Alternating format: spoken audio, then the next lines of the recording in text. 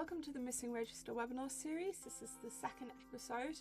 This series seeks to understand the causes of school distress and anxiety and what needs to change to reduce it by bringing together lived experience, professional insight and research. Today's guests include autism and school distress researcher Dr. Sinéad Mullally and Sunday Times bestselling author, illustrator and advocate Eliza Fricker. You can read more about their experiences and expertise in the description of the video, as well as find any links that reference what we spoke about today. We filmed our conversations separately and I've edited them together. Today's second discussion asks, what is the parental experience of school distress? We explore topics like parental blame, dismissal and misunderstanding, the emotional, practical and financial costs for families, and how parents often need to become advocates, educators and protectors for their children. Finally, we discuss what needs to change to create more collaborative and meaningful relationships between schools, professionals and parents, and what needs to change to enable educational environments where children, young people and their families can genuinely flourish. Thank you so much for your support.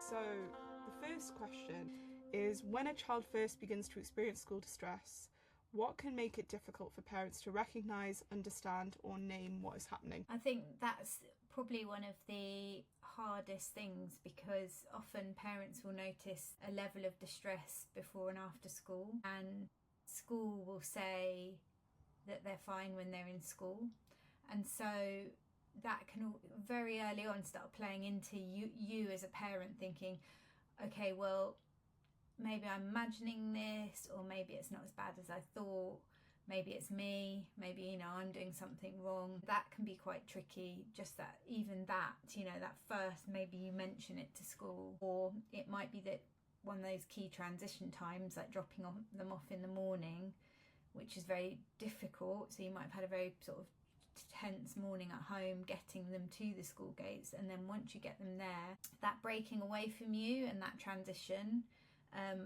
will be quite distressing often. And then school will say they've got to get used to it, or they're fine, you just leave them, drop them and go, they'll be fine. So that's the beginnings of sort of starting to doubt yourself, I suppose, with this stuff. Yeah, this question is complex, I think. So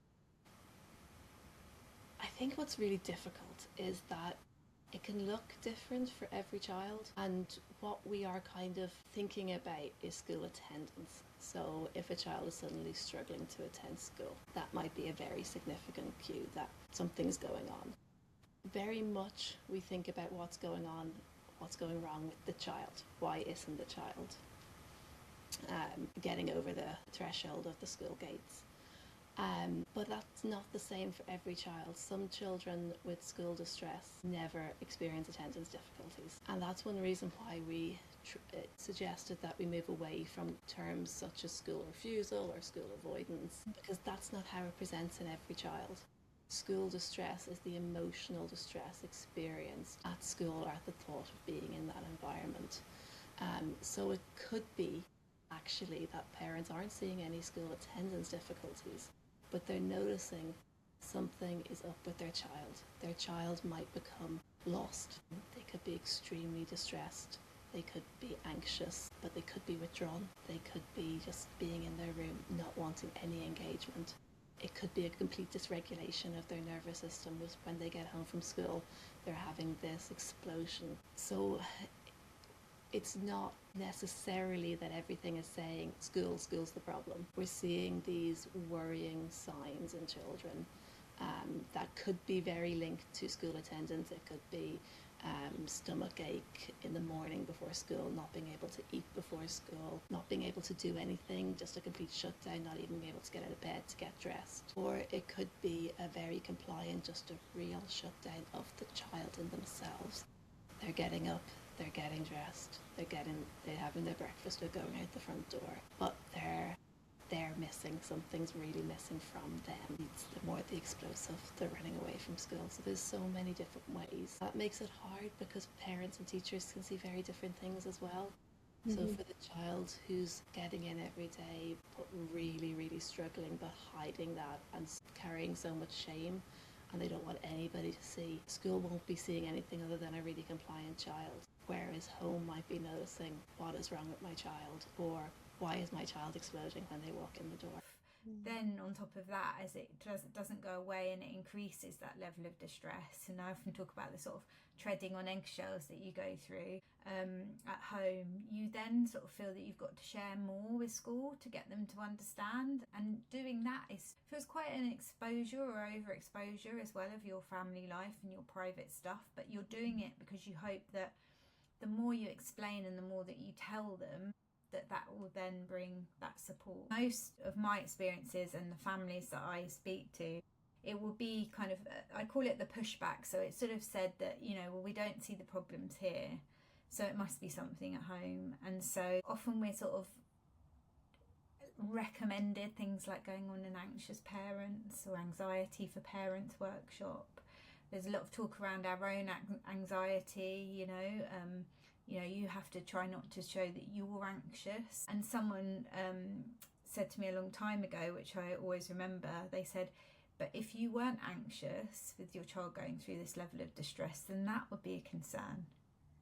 So I think when we start thinking about language and looking for distress, I think that brings us, school and home, together in a way. School might be saying, why aren't they attending? Just get them into school, that's all that matters, and they'll be fine. But if we're thinking about the distress, if we're tracking that, we can be saying, okay, well, we can get them into school, but this is the cost. Or parents can say, yes, I can get them into school, but then this is happening, this distress, all of these ways that my child is struggling is happening alongside this. And those patterns that we see across the day, so it's not that it's just around the school hours, it's in the middle of the night, the child could be not able to sleep, the child could be bedwetting, the child could be crying through the night, having nightmares, all the way then not being able to eat in the morning, not being able to get dressed, or getting very distressed on the way to school, running away, all the things that can happen in school, then coming home, exploding, or retreating, or just disengaging from the world more generally.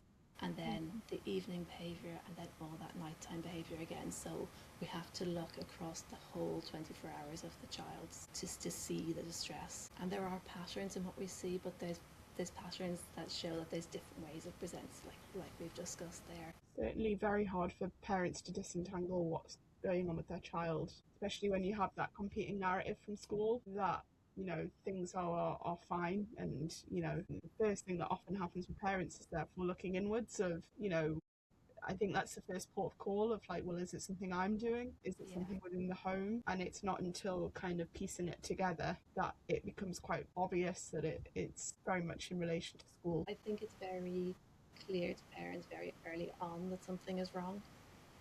Well, it might be that there's been little signals all the way along, but there comes a point where something's really gone wrong here.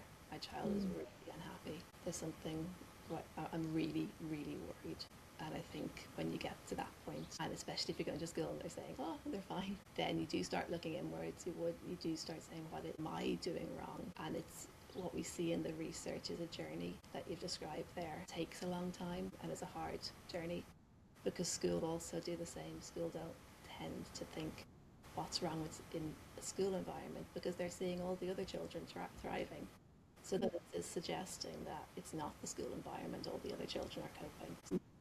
It must be this family, it must be this child, it must be these parents. But they also have this view of mothers of children who struggle to attend school, or mothers of children with anxiety, as having been the source, the transmission source. So they put themselves as a target almost for that. And then that's where the gaslighting can come in. And I think we saw that a lot post-COVID. Parents described to us finding their children again, getting their children back in that period where they weren't at school. And that made it really quite obvious and brought to the surface that school is the source of this distress. But bringing that back again was parents are anxious about their child going back to school, or it was, as I've seen it, it was easier for parents when their children were at home, which is a weird interpretation. So they're just lazy, they don't want the effort of bringing them into school, so that you get those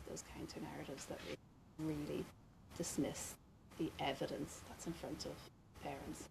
Thinking to the next question, but actually it's still within, what is the consequence of that? And feeling you are somewhat culpable and responsible for the distress, what's that like for families to experience? It's really isolating, because when you've had that pushback that it is you, what happens alongside that is a sort of shame grows alongside that. So you start to not want to share because you've been told that it's you. You think it's your fault, and therefore it's not something that you're going to communicate with the other parents at the school gate. So there's a kind of isolation of those experiences starts to happen as well. And I think that's really kind of, I might have to draw this at some point, this sort of almost like a flow chart of this, you know, why this is so problematic, because we need to be talking about this in the open. And I think the first place that could start to happen would be with the school, you know, with the Senko starting to say, you're not alone with this, there's lots of families like this, you know, where's the coffee morning for those families? But I've seen some local authorities sort of doing a bit more of this, kind of getting families together, but I don't think we wanted the focus to be of how to get our children into that school. That's not what we need. We need understanding of, like you said earlier, that it's an environmental issue. And I think that's the problem that I'm seeing. I don't want to say that local authorities are being sneaky with this, but I can see them sort of almost bringing together some of the wording that we use in these communities, but then it's sort of under a guise of still trying to get these children into school. And I think that's what we need to be moving away from, is the idea that school is the best place for all children, because it's not, you know. And I think those need to be very open conversations, because when we do open up those conversations and we're presented with all the facts, we can then make decisions clearly for ourselves. And one thing families will tell me, and it was certainly my experience, is we went through sort of 6, 7, 8 years of questioning ourselves and not questioning the system and not having that information to make a decision that would, you know, we couldn't make those clear decisions because we didn't have that information to hand. I agree with you. I think it can appear like trying to support families, but ultimately there is that underlying intention of school attendance and enforcing school attendance, and how do we get them back in? I'm just curious, and we're going far off from the questions I've got written, but that's absolutely fine. That's all right. Why do you think that is? Why do you think that, you know, do you think it's a policy thing, a cultural thing, a bit of all of that? Why do you think that there is that unrelenting priority at all levels of the system to get kids into school at seemingly Whatever the cost? Exactly.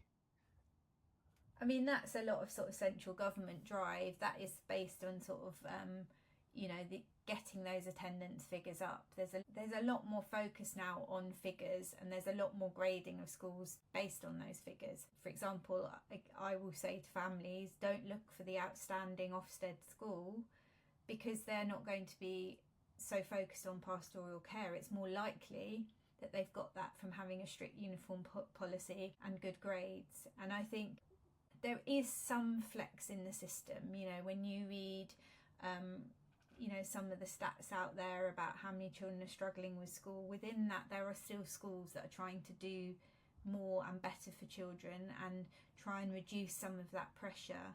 But you have to search for them, and you have to do your research on those schools to find where they are and what they're going to kind of offer. And sometimes they say, you know, mention your own situation, mention what's going on for you, and see if they've had children like that before and what have they done.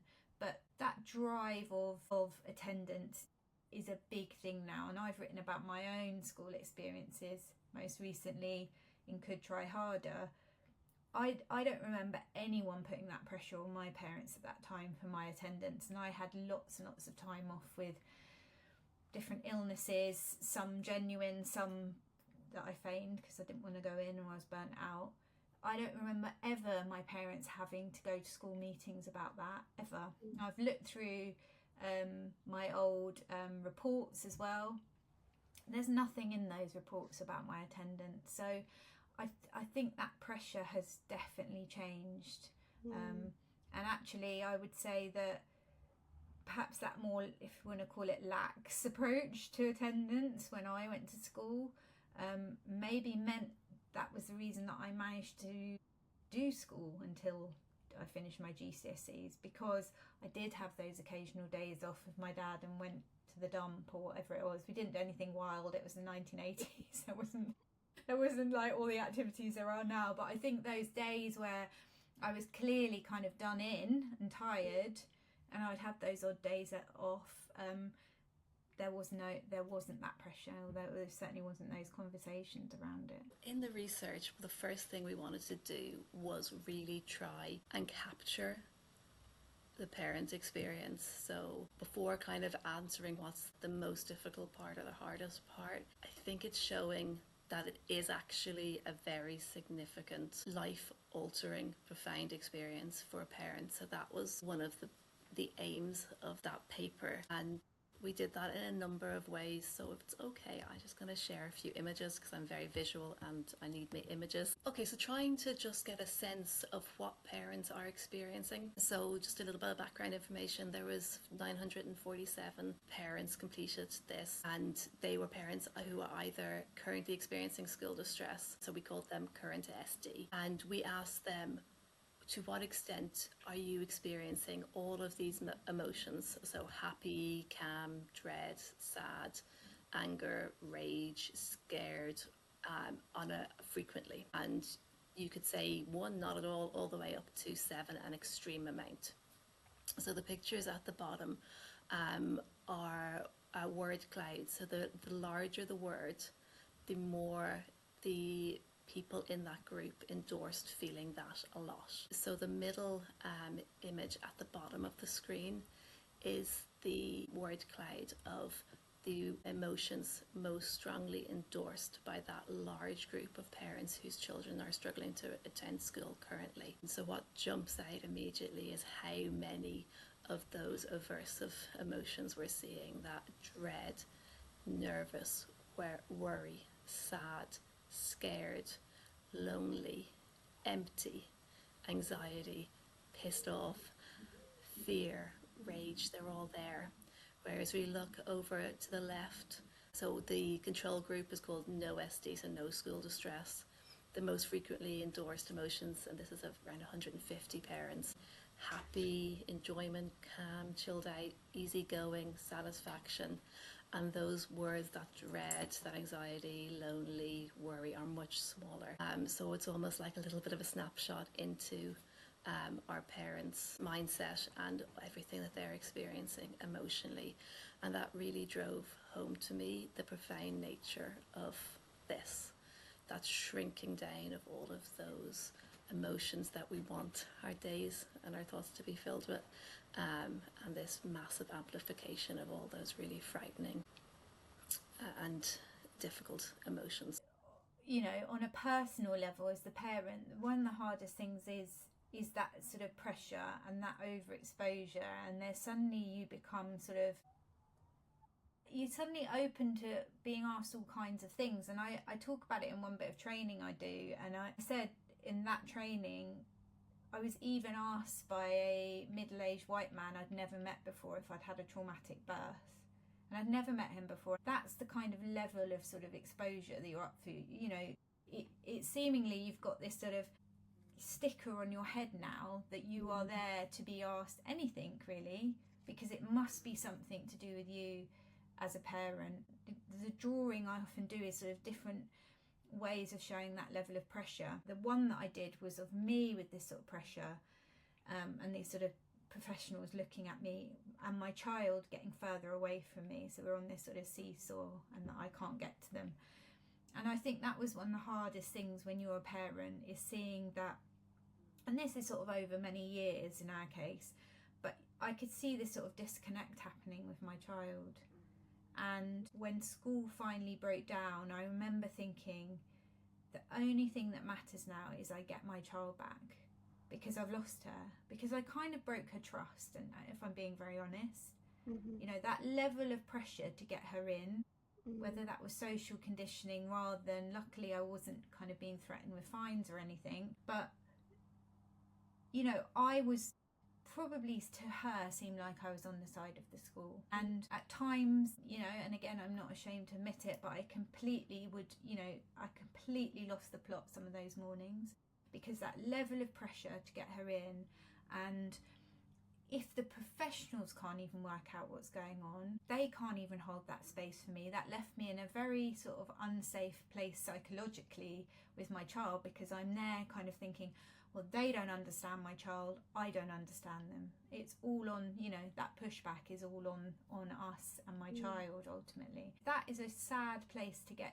to, where another place and other people are kind of having a louder voice than your own in this narrative. So in this part of the survey, we asked parents, we gave them a list of everyday threatening life events that people experience alongside more neutral ones, and they went all the way from minor argument with a neighbour to being sacked from a job, to a major financial crisis, to serious injury to yourself, or death of a relative, or death of a first-degree relative, including a child or a spouse.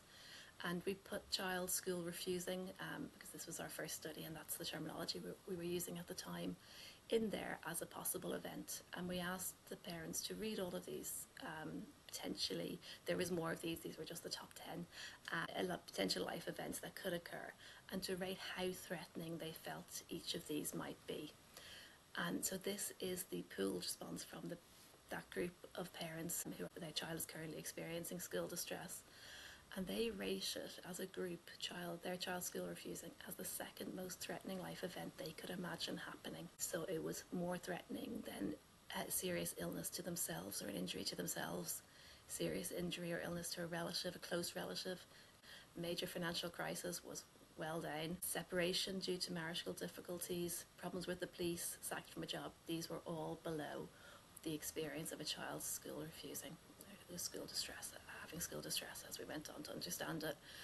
And the only event that they imagined being worse was the death of a first-degree relative. So I think this emphasises just the profound nature and the level of distress and threat that having a child who is struggling to attend school has on these parents. And parents who hadn't experienced it, it was obviously much lower down the list. So you had to experience it to understand that that's how threatening it was. And I think we really need to bear that in mind when professionals are interacting with these families, that this is a major event. It's not trivial, and it's having profound implications. It was an interesting video that you shared on LinkedIn very recently, actually, of, you know, I never wanted to be in this system to begin with. Is there a sense of almost regret among families you work with? I think we all have a lot of conversations about what we would change if we knew what we know now. And I don't think that one ever comes to kind of a conclusion, hence why I still write about it. It is incredibly complex, because something I've learned, and it's taken me a long time to sort of learn, is, and this isn't on the side of the education system when I say this, but when we have very, very distressing, traumatic times in our life, it isn't linear and it's not a constant. I've had probably 3, and that includes my child's school stuff, 3 majorly distressing, stressful, traumatic times in my life. But it wasn't that every single day was the same level of distress. There were still other things happening at that time. And so it's the same for our children. Yes, they might have, as my child did, 8 years in that system causing a lot of distress, but she did still, you know, go to the park after school and have a really good time with her friends, or, you know, maybe starting to go into town with her friends and, you know, going to get a milkshake, whatever it was. And so I'm very mindful in how I kind of present that time to her. It's very important that obviously I do all this work, but that time is also her time to decide what that was like for her. And she has mentioned to me before, I'm really glad I did primary school, because at least I learned all my basics of like reading and writing, and, you know, which again, I don't know how much is conditioning, because she's a very autodidactic learner. That might be what she thinks she would, you know, I'm sure she would have done that herself. So I think it's very difficult to say in hindsight, would I have pulled the plug here, or here? I don't think I had that choice to pull the plug. But I certainly, if I knew as much as families seem to know now, you know, we do have sort of social media to look at stuff, I probably would have given it, I probably would have pulled out in nursery school. We used to get these, I don't know if they still get them, but we used to get kind of a certain amount of hours from 2.5 years old that they could go to nursery. And I think that was the start of going from this sort of really interested, exploratory little human that she was, and that was the beginnings of this sort of distress starting. Of course, nursery said this is a big change from being at home with your mum for 2.5 years and now going into this new environment. But if I'd known then, I would have probably not done school. I probably would have found something else. No, and I completely agree with you about the complexity of it, and that's why it's so difficult for parents. And often when school completely breaks down, it takes a crisis point for that to happen, because as you say, you're dealing with it day on day out, and other things are happening in life.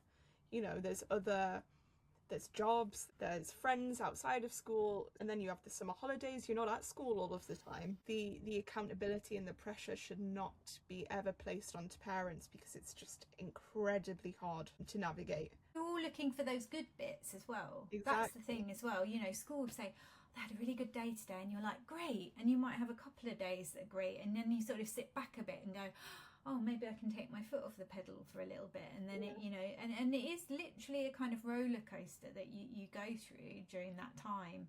And funnily enough, you said about school holidays.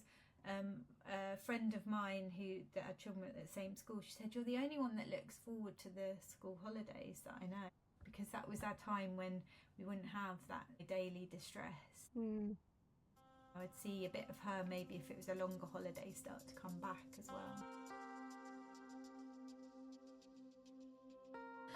And then just the third image that really jumped to mind when I thought of this is around the wider impact. Obviously this was having a wide impact on their child, very much, but we also asked the parents to say, was this experience having a negative impact on their physical health, their relationship with their partner, their career, their financial situation, their other children, their wider family, their friends and family? And if it was negative, you said yes, and you gave it a score from 1 to 10, with 10 being the most negative you could imagine. And everything, we saw a significant negative impact on every one of these areas, with the impact on their career being the most significantly impacted.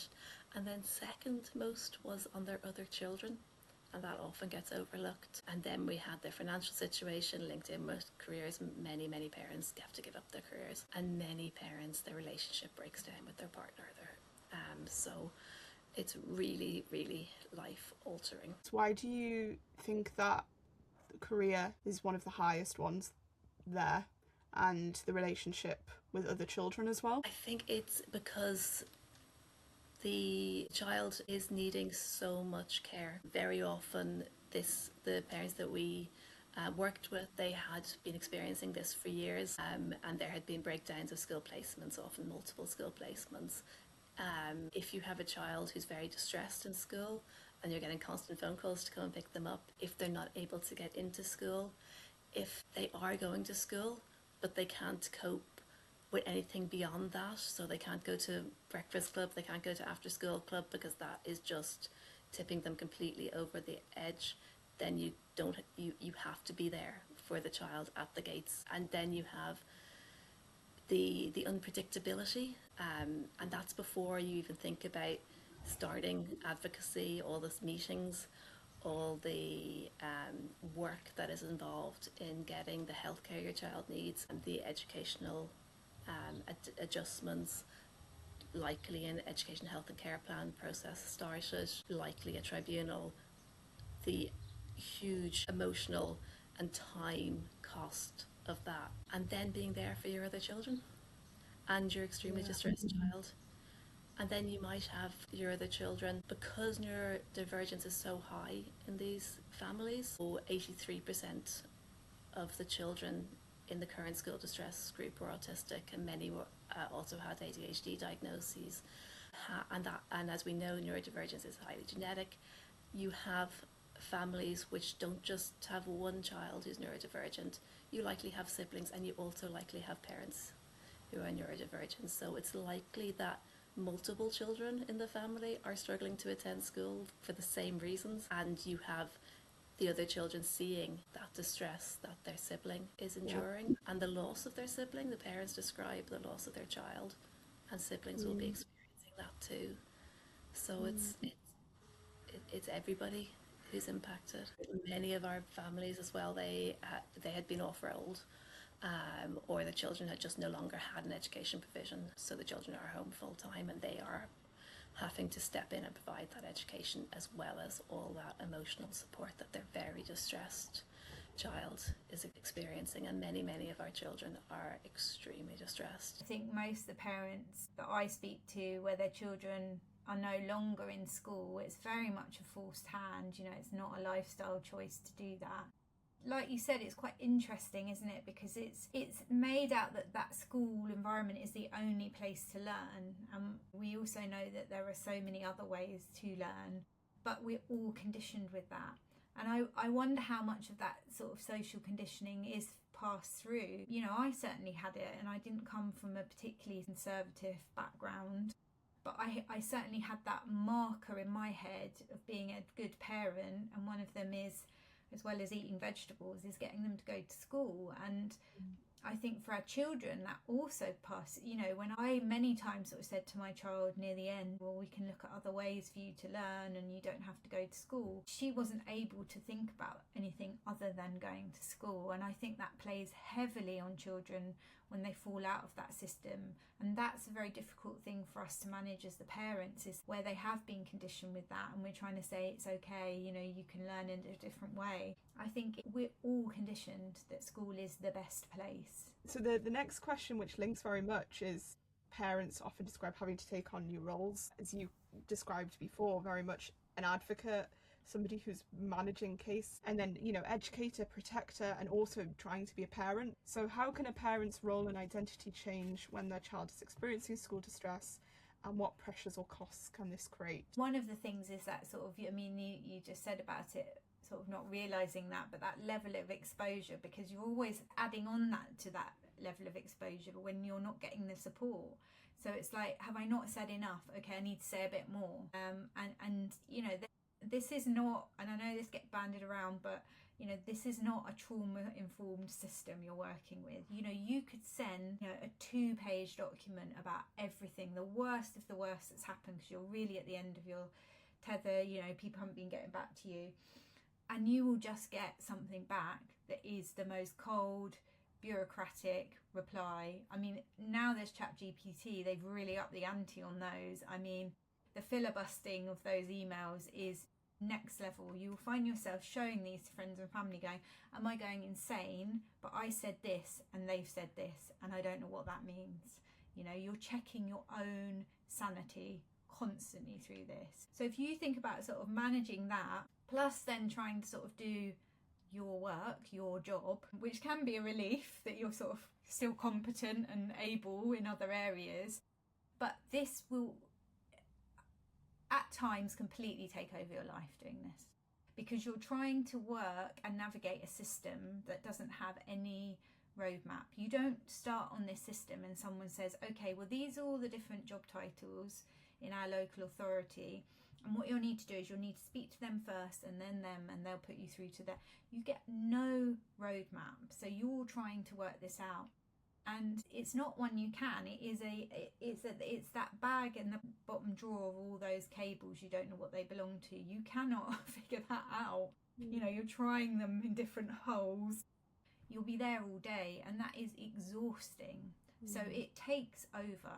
It takes over your life, and you have to find, if you can, a way that you can at times park that. You know, I've started doing a lot of, in recent years, I've been doing a lot of sort of brain, body, breath work, somatic work to help myself not only heal from things, but to be able to sort of manage those big moments. And it's not to sort of try and stay calm and suppress it all, that's not it at all, but you know, we have to also stay well for our children, and this stuff will swallow you whole if you're not mindful.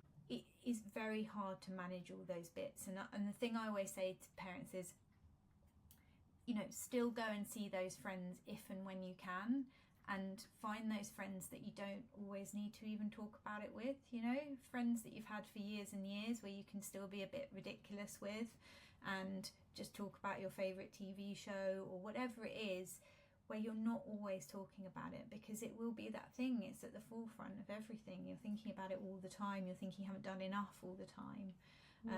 And so if you do have either a job or a friend that you can see and it has to be put to one side for an hour or two, then that can be quite good for you. It doesn't mean that you're negating all the work that you still need to do for this. The next question is, how can interactions with schools shape parents' sense of being believed and their confidence in their own knowledge of their child? So thinking about interactions with school staff, wider professionals, that was very, very important in how threatening and how frightening and how much of a personal cost it had on parents was driven by those interactions. So one question we asked was whether the parents felt that they'd ever not been believed when they had raised concerns about their child's difficulties at school with school staff. And the orange bars here are the parents of children who are currently experiencing school distress. The yellow is those who the distress has been in the past, and almost 80% of both of those groups experienced that, particularly by school staff. It was less thinking about other healthcare professionals,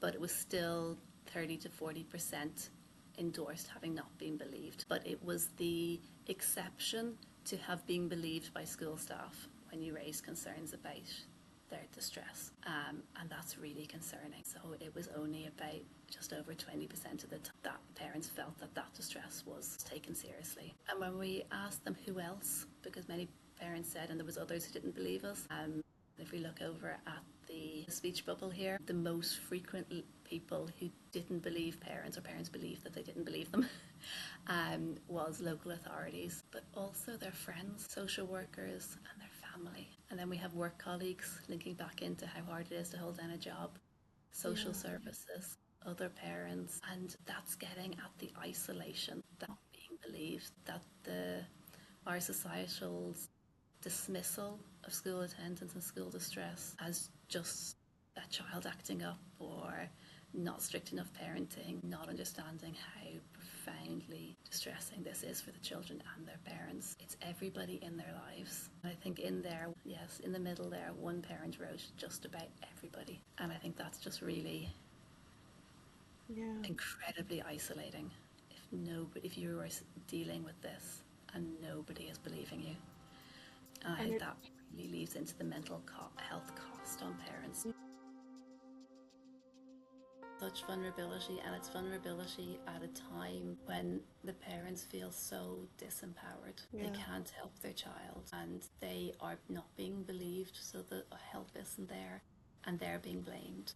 So they lose any belief in their ability in themselves to be an effective parent and to be an effective person, because their testimony isn't given any credibility, and that has really profound effects on how you view yourself, both as a parent but as a person. And that links very much with C, the bar chart you've got there about gaslighting. Yeah, so again, another question was, have you ever experienced professional gaslighting? So we defined this for parents as where a professional makes you question your own reality.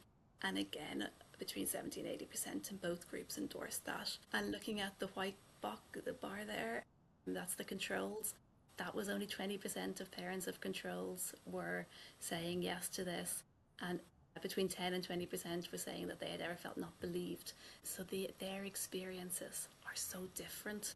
And that rules out other parents being able to validate, because the parents of children who are not experiencing school distress, their experience of the school system is so different. We also asked them to provide us with adjectives that describe the tone of the communication they had with educational professionals, and it was adversarial, threatening, disrespectful for those parents who were experiencing school distress. But for the control parents, it was kind, helpful, caring. So there's such a juxtaposition between the reality that these parents are experiencing and the reality of everybody else. And we did say, what was your most important source of support? And the majority was other parents who have experienced school attendance difficulties.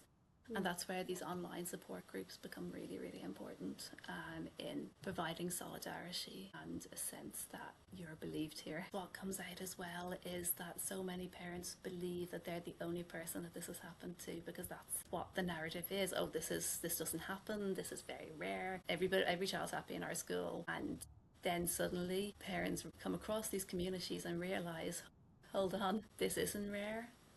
Yeah. And my experience is being replicated up and down the country, and actually in many other countries as well. And it's so similar. Deeply, when we talk a lot about disempowerment, it's deeply empowering for parents to hear, and very meaningful in relation to shame. We got a lot of comments around parents when we published the first study, around parents feeling heard, and that despite them having shared really difficult experiences, there was something healing in somebody listening. If that can translate into change, I think that would be really restorative for so many parents who have suffered so much. And I think as well, like 1 in every 2 parents in our sample said that they had developed a new mental health condition since their child's attendance difficulties had begun. So that's not accounting pre-existing, it's new to the point of developing a new mental health condition. If you want to think about this economically, that's another factor in why these parents aren't working, why they can't keep their careers. It's all the practical issues we discussed, plus the profound loss of their own mental health that they're experiencing. If it's all right to mention the ITN whistleblower. Yeah. So there was a SEND caseworker who anonymously, and actually I spoke to someone about this last week. So it was one SEND caseworker, which we are wondering whether there's going to be a bigger story, and this was them sort of starting this bigger story around it, because there was one SEND caseworker, we don't know which local authority or anything, who talked about how those parents are treated in those discussions with other caseworkers and case managers.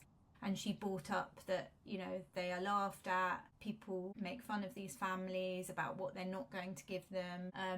And it's funny because even though, I've been working in this area now for about six-ish years, there was something about that really felt like a lifting of the lid, to hear someone on that side, we've all been saying it, but someone on that side to say it. And actually, I don't think it's too far to go, and I certainly said it publicly after that came out, that it absolutely mirrors abuse. This is systematic abuse. The amount that parents feel that they're not being heard, perhaps it's them, that they feel like they've got to share more, and then they're told off for sharing too much, they're told off for how they present in a meeting if they get upset or angry. It's written down. I had it myself. When I broke down in a meeting, it was put down that I was verbally abusive, which I wasn't. The amount of stuff that goes on to twist what those parents' experience is, it is very real and it's very true, and I hear it all the time. I hear parents who are told not to email anymore, not to get in contact anymore. I've heard how many families will have a day for tribunal booked in, and at the 13th hour the LA will concede and give that family what they, there's no reason to keep that family in purgatory for 18 months, but they do it. It's not that the law isn't pretty watertight, it's that the local authorities put in their own policies, and lots of these people working as caseworkers and case managers are just admin. They're not coming from a background of sort of ex-teachers or psychologists. They are just admin, and that from the way that they communicate with you. But I think it's a really, really serious issue of systematic abuse, and I had quite a few messages after that came out, and a few people actually said, I think this could be as big as the post office scandal. And it really, really wouldn't surprise me if whether this ITN thing is the beginning of them sort of doing a bigger expose or not, but I could really see that happening. In a few years we look back at this and go, wow, look what we did to all these families. What we had done in the original study with the parents was we had a very long list, and we asked them to identify each reason, or to identify all of the reasons from this list that they felt were key in underlying their child's school distress. So across the over 700 responses we had from parents who had experience of children with school distress, anxiety was rated as the first driving causal factor, but second was exhaustion from masking neurodivergence, third was neurodivergence, a fourth was demand avoidance or heightened anxiety around engaging in learning, fifth was ineffective SEND support, sixth was sensory processing difficulties, seventh was special educational needs, and then joined to eighth we had not feeling safe in school and difficulties with social interactions or the social demands of school. So that was from the parents. Now if we jump to B, this is the ranking from professionals.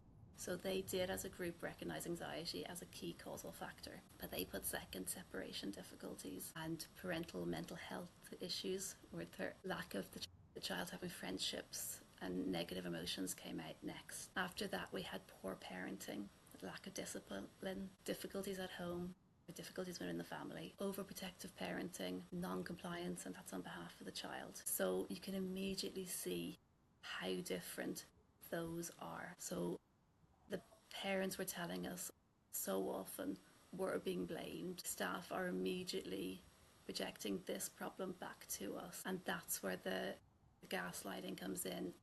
That's where they're not being believed. And that's when it can actually feel quite threatening, because if school are saying this is a parental issue, often they will then go down a social services, a child protection pathway. And that is terrifying for parents. So if you are approaching this with the understanding that it is very likely to be a parental issue and that potentially has safeguarding concerns, or something that's happening in the home, that's how it quickly slips into a very threatening, very disempowering, very frightening, very threatening situation for a parent. Yeah, it seems like it's a fundamentally different attribution of what school distress is and why it emerges. And then, as you say, it's going to lead to very different approaches, which naturally is not going to foster a strong parent-teacher relationship. Interestingly, I did have a conversation with an educational psychologist, and I was really surprised by what they said about this ITN thing. They said, and honestly, I was really surprised because I've done sort of different bits of work with them, and they said, yeah, but if you sit in on those, if you're ever one of those on the panel, you know, these case reviews, and you see what some of these parents are now asking for. I was really shocked by that, because I thought, oh, okay, you're really seeing this sort of us and them, and you really think, you know, are you actually looking at how many years, you know, like when we ask for tuition at home, you know, are they thinking, oh, you know, they can't be bothered to get them? Are they really thinking that? Are they really not looking at that 8 years prior of what went on, you know? And so I was really shocked, and I think there is still, despite all these different kind of camps of us and many professionals wanting to do good, I think there's still a disconnect. I don't think it's all joining up still. I did a talk for educational psychologists not that long ago, and they were all brilliant. They were all, you know, where they, you know, all about meeting the children where they're at. They were all singing from the same hymn sheet. But I did say to them, we didn't see an educational psychologist until my child was 10 years old. You know, that's how long it took, and I think it's even harder now because I think a lot of local authorities don't even have ed psychs. You know, so it's all well and good that we've got this room of ed psychs here, but we don't get to see them. And I suppose that having that conversation off the back of it made me realise we do need to join up a lot of these conversations. That, you know, I'm fortunate I tend to, you know, I do work with professionals as well as parents, and there are tons of professionals that do get it, but I think we're still it's still quite disjointed. And that conversation that I had, it made me realise, okay, well, we still need to do more then if we're still sitting on other sides of the fence on this, with a thought especially of people thinking that parents are sort of getting greedy about what they want. Yeah. You know, no parent wants to be in this situation. On the back of everything we've just spoken about, I would be really interested to know what you feel needs to change for relationships to become genuinely collaborative rather than adversarial or defensive. it requires such a fundamental shift, doesn't it? It requires engagement from professionals who are so overworked already. I think it requires a complete restructuring of how training teachers learn about neurodivergence, about how individual learning needs show up, about how increasing standardization of the curriculum can be inaccessible and create barriers that are very hard to overcome for individual children. So I think at the very outset, if we have training that really helps teachers to understand those barriers that could be experienced, I think that would massively help. I think if we had neurodivergent child voice in teacher training as to what is hard about school, really getting that lived experience, because those little adjustments can make such a difference. I think that's important. I agree with you about how it needs to be almost a knowledge thing, because you've got that graph of the table, of the professional versus parents understanding, and they're so clearly misaligned.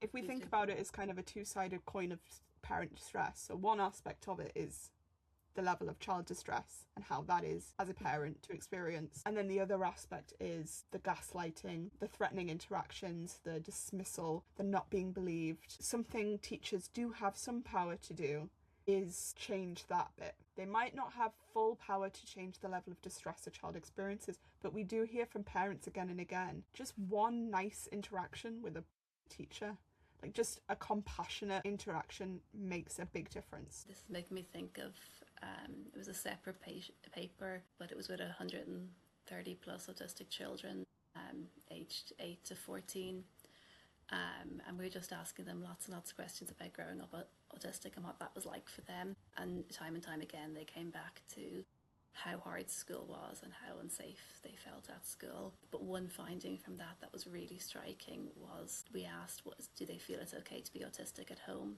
And most endorsed that. Do they feel it's okay to be autistic at school and around their teachers? And they said no. And that's really telling, that these young children, the average age was 10, no, it's not okay to be autistic with your teachers. So that needs to change. And then when parents are going to teachers saying they're struggling, the reaction won't be, okay, this is a parent-home problem. It will be, we understand that there are certain aspects about being in the school environment that are really hard when you're neurodivergent. And maybe we could look at those first, and then that you stop that whole cascade. But if the narrative that you are being trained in and is being absorbed through school culture, that the problem for this is the parent, usually the mother has anxiety or has separation difficulties, and that's being projected onto the child, and you just need to get that child away from the mother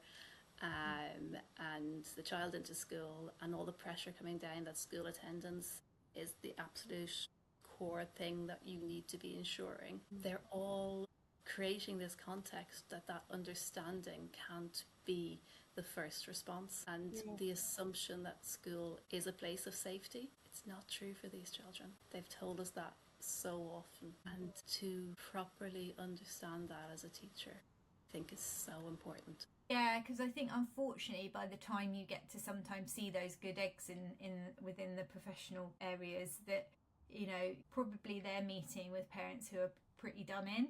So, I think we need to start in a place where obviously there's a lot more preemptive conversations going on. We need to have more ed psychs available. We need to be able to sort of have, mornings drop-ins with those ed psychs and start to kind of be able to have those connections and contact, because our only contact is with those sort of SEND caseworkers, and like I said earlier, they're just admin, and so we're often kind of pouring our hearts out to them in the way that we would if we could see an ed psych. That's what we'd say to the ed psych, but we don't get to see them.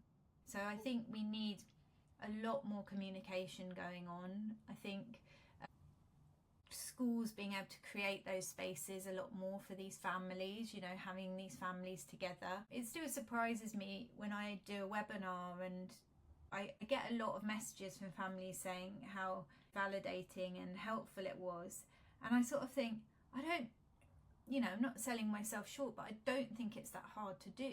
Like, I think this could be something that schools could offer, but we've got to break down the us and them barriers somehow, and that's going to be a key to that, because how do we create spaces within those school environments that feel okay? Obviously I'm not in that school environment, so people feel quite safe with me, but can we do that in the school environment? Is there a way to create something like that? And I think it is doable, because I probably met, I call them the real deals, but the people that really you felt heard by. And I did meet a couple of them, and families will say, I remember those because they stood out, So they are there. I just think we need sort of more of them to do it. And there is some hesitancy from professionals to hold that space. And I know that's a bit of a woo-woo statement, but what I mean by that is it's such a fix-to-fit system. And I've drawn lots of sort of illustrations around this, talking to professionals saying, it was actually a really lonely half term, you couldn't get out of the house, and being offered sort of, a solution to that. And, like a whiteboard or a sticker chart to put up to get them motivated to leave the house. And it's so far from what you want as a parent in this, because it's not that we're filled with cynicism that nothing will work. It's that those suggestions just feel like a massive annoyance, because they're not hearing what we're trying to say. We're just trying to say life is really, really difficult. We're not asking you to wave a magic wand or solve this, but we're looking for those brave people that can just sit in that moment with us and go, yeah, that sounds really hard. I'd be interested, so many of the parents are mothers.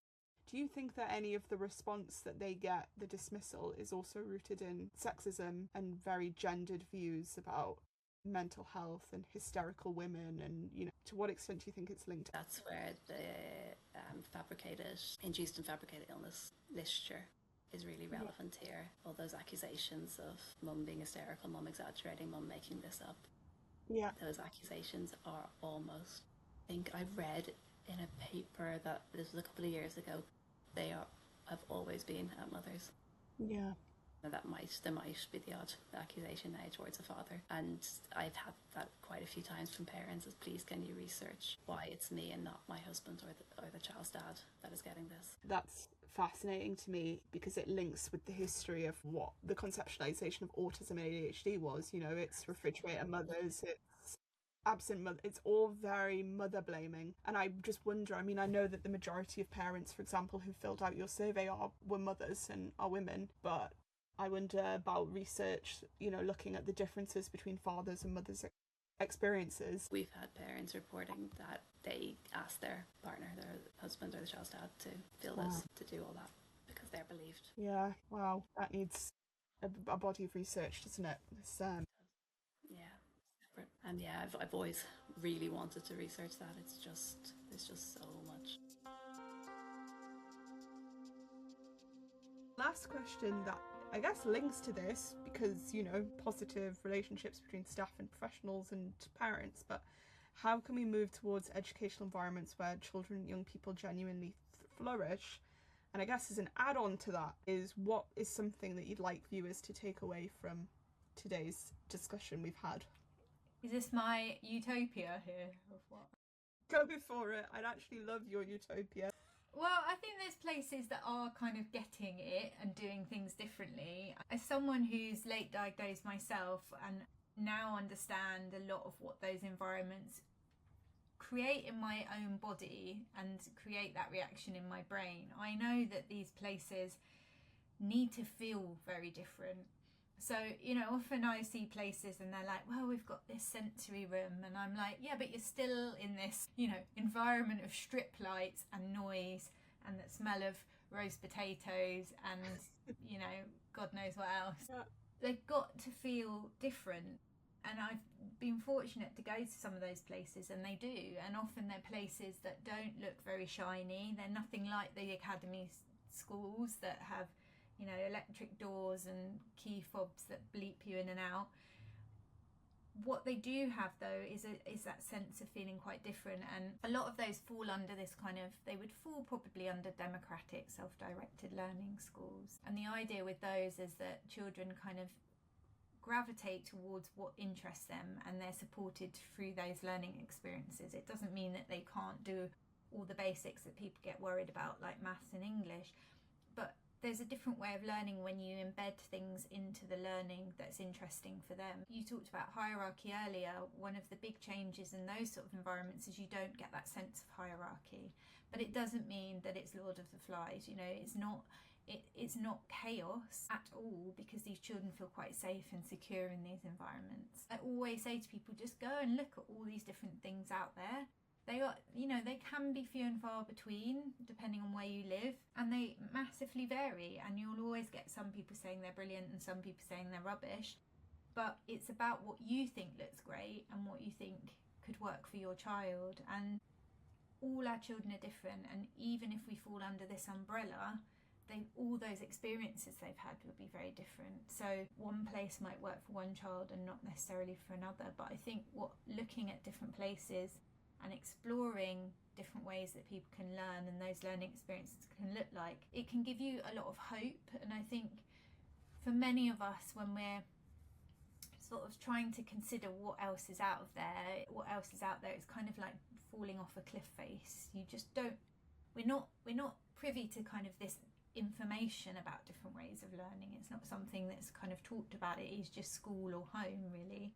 So I would say, yeah, look at everything. And I think find those people, those good eggs that are out there that can give you sort of the real information and give you that hope, because so many children find other ways where they really genuinely can thrive rather than just survive. It's so far from where we're at the moment that it is really hard to imagine. I feel like the direction of travel towards bigger schools, academies, rigid behavioural policies, the direction of travel is exactly opposite of where we need to be moving. We need to see the school as a place of nurture, a place that meets all needs, a place that's accepting of difference, be that different neurotype, different learning styles, and to value not just academics. But I think we need to really accommodate all the different ways in which young people learn, and that takes into account maybe hyper-focus, and some children need to learn in a self-directed way. And how do we build an education system that